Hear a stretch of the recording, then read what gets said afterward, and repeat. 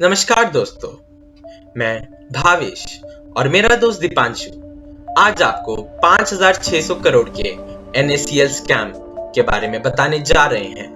प्रौद्योगिक और कृषि उपज दोनों के लिए देश भर में एक सिंगल बाजार बनाने की दृष्टि से NACL यानी नेशनल स्पॉट एक्सचेंज लिमिटेड की संकल्पना वर्ष 2004 में की गई थी।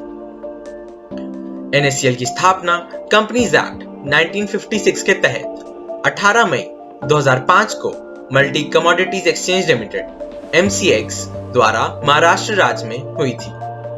5 जून 2007 NACL को department of consumer affairs DCA द्वारा स्पॉट एक्सचेंज अनुमोदित किया गया था। NACL ने 15 अक्टूबर 2008 को लाइव ट्रेडिंग शुरू की और NACL देश का पहला कमोडिटी स्पॉट एक्सचेंज बना। NACL ऐसे किसानों के लिए वरदान साबित हुआ क्योंकि किसान अब अपनी उपज कंपेटिटिव रेट्स पर बेच सकते थे और बेहतर मुनाफा कमा सकते थे। NACL को NAFED यानी national agricultural cooperative marketing federation of India द्वारा बढ़ावा दिया गया और अगस्त 2011 में कमोडिटी बाजार में नियामक शून्य को बढ़ाने के लिए FMC डेजिग्नेटेड एजेंसी के रूप में नियुक्त की गई थी।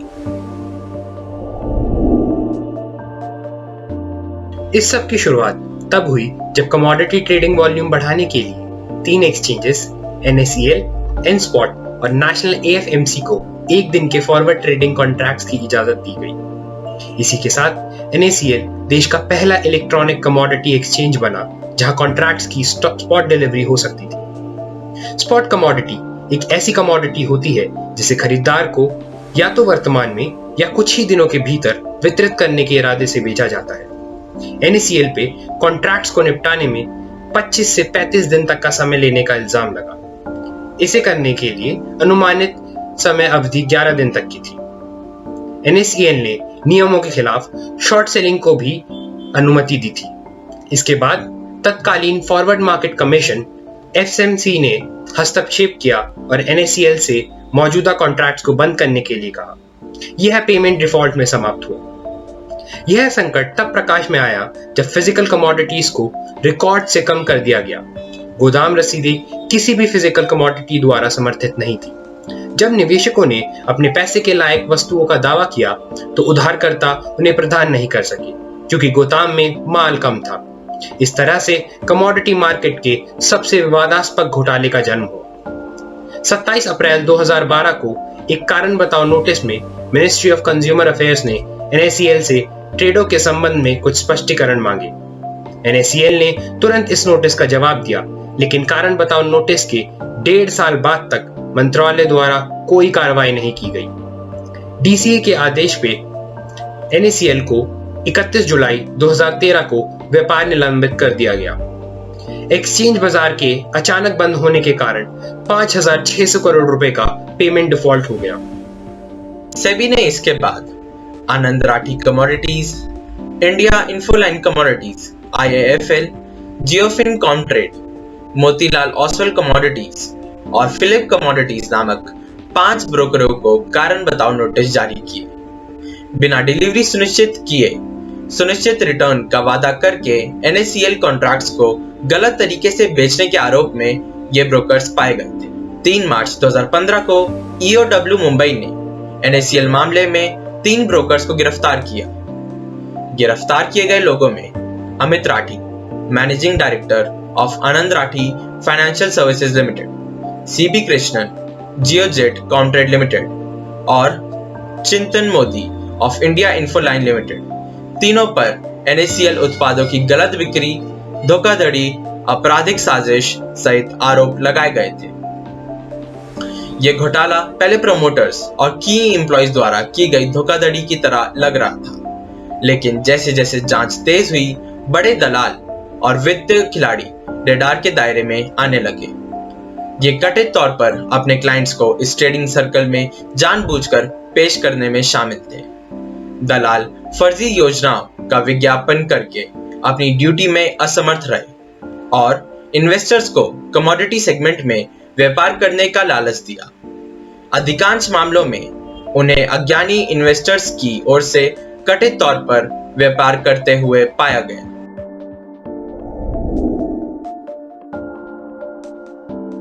सेंट्रल ब्यूरो ऑफ इन्वेस्टिगेशन ने NECL और बोरोवर्स ऑफिस के साथ साथ जिग्नेश शाह के आवास पर छापेमारी की और प्रिवेंशन ऑफ करप्शन एक्ट के तहत NACL में निवेश कराने के लिए 2 पब्लिक सेक्टर यूनिट्स MMTC और PEC पर FIR दर्ज की गई थी। CBI ने फिर चार्जशीट दायर की थी जिसमें उन्होंने जिग्नेश शाह और FTIL सहित 20 संस्थाओं पर NACL मामले में PSUs, PEC और MMTC को धोखा देने के आरोप लगाए थे, लेकिन निवेशकों ने तर्क दिया कि फिर भी SEBI ने स्कैम में शामिल राजनेताओं के खिलाफ कोई कार्रवाई नहीं की थी। मुकेश पी शाह, जो जिग्नेश शाह के मामा हैं, समय समय पर NACL के इंटरनल और एक्सटर्नल ऑडिटर रहे थे। मुंबई पुलिस ने उनकी अग्रिम जमानत का विरोध करते हुए कंफर्म किया कि वह FTIL शेयरों में अंदरूनी व्यापार कर रहे थे और अनुरोध किया कि अकेले FTIL शेयरों के कब्जे के कारण उन्हें ऑडिटर के रूप में अयोग्य घोषित किया जाना चाहिए। इसके अलावा मुंबई पुलिस ने पुष्टि की थी कि रावल ग्रुप की अधिकांश कंपनियां, जहां लाफिन फाइनेंशियल सर्विसेज प्राइवेट लिमिटेड के हिस्सेदार थी, वो NACL पर मुकेश शाह के पते पर रजिस्टर्ड थी और मुकेश शाह इन सब के ऑडिटर थे। जिन कंपनियों ने NACL पर 1355 करोड़ का कारोबार किया और मई जून 2013 में मामले के बारे में अपनी जानकारी दिखाते हुए 1 पैसा खोए बिना बाहर चली गई थी। वहीं NACL के बर्खास्त CEO और MD अंजनी शाह ने अपने पहले एफिडेविट में स्वीकार किया और NACL क्राइसिस की पूरी जिम्मेदारी ली, लेकिन गिरफ्तारी के बाद उन्होंने अपने एफिडेविट को वापस लेते हुए पूरी तरह से यूटर्न ले लिया।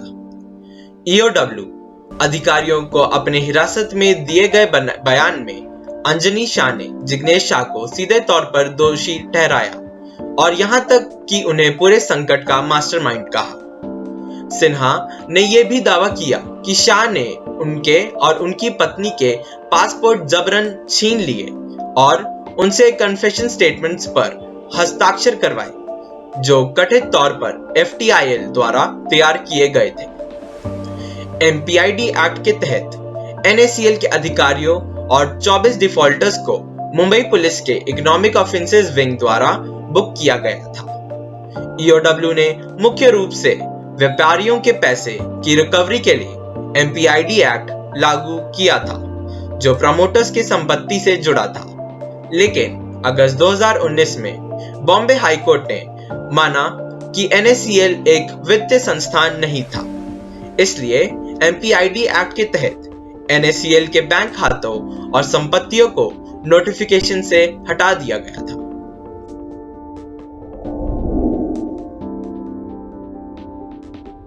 NACL के प्रमोटर और फाइनेंशियल टेक्नोलॉजीज इंडिया लिमिटेड के प्रबंध निदेशक जिग्नेश शाह 5 अगस्त 2013 को टीवी पर आए और FMC और ब्रोकर के सामने वित्तीय निपटान का वादा किया, लेकिन अक्टूबर 2013 में EOW मुंबई पुलिस की आर्थिक अपराध शाखा ने NACL मामले में MPID यानी Maharashtra protection of investor deposit act के तहत मामला दर्ज किया। इस प्रक्रिया में EOW ने देश भर में लगभग 4,500 करोड़ रुपए की चूककर्ताओं की संपत्तियों को अटैच किया और MPID अदालत ने उन्हें लिक्विडेट करने की प्रक्रिया को शुरू किया ताकि जमाकर्ताओं के बकाये की वसूली की जा सके। जिग्नेश शाह को NACL घोटाले में उनकी भूमिका के लिए EOW मुंबई पुलिस द्वारा 7 मई 2014 को गिरफ्तार किया गया, लेकिन अंततः 22 अगस्त 2014 को बॉम्बे हाई कोर्ट द्वारा जमानत दे दी गई, क्योंकि जिग्नेश शाह या NACL या FTIL के पास कोई पैसा नहीं था और EOW द्वारा 22 चूककर्ताओं के पूरे पैसे का पता लगा लिया गया था। MPID अधिनियम के तहत Amit Mukherjee, assistant vice president NACL, Jay Bukhandi, former assistant vice president of NSEL, और Anjani Sinha, former CEO and MD of NSEL को गिरफ्तार किया गया। कार्रवाई के बाद EOW, डिफॉल्टर उधारकर्ता Nilesh Patel, NK protein, Arun Sharma, Lotan refineries, Surendra Gupta, PD agro और इंद्रजीत नामधारी फूड को भी गिरफ्तार किया गया।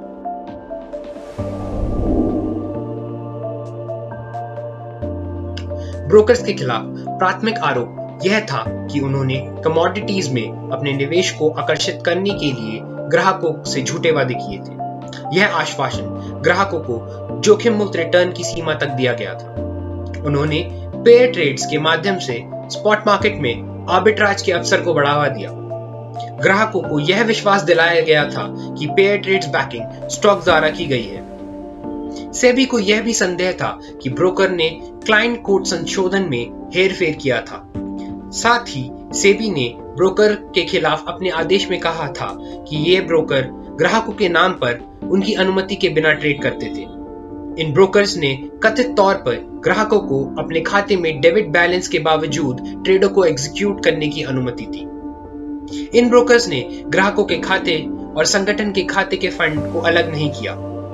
आरोपी ब्रोकर्स ने बयान दिया कि गोदाम में माल का बीमा कवर है, जो NSEL के विभिन्न परिपत्रों, नियमों, उपनियमों, forward contract and regulation act FMCRA की धारा 21G के प्रावधानों का उल्लंघन था। ब्रोकर्स फाइनेंशियल इंटेलिजेंस यूनिट को संदिग्ध लेन देन की रिपोर्ट करने में विफल रहे थे। NSEL परिपत्रों के प्रावधान का उल्लंघन था।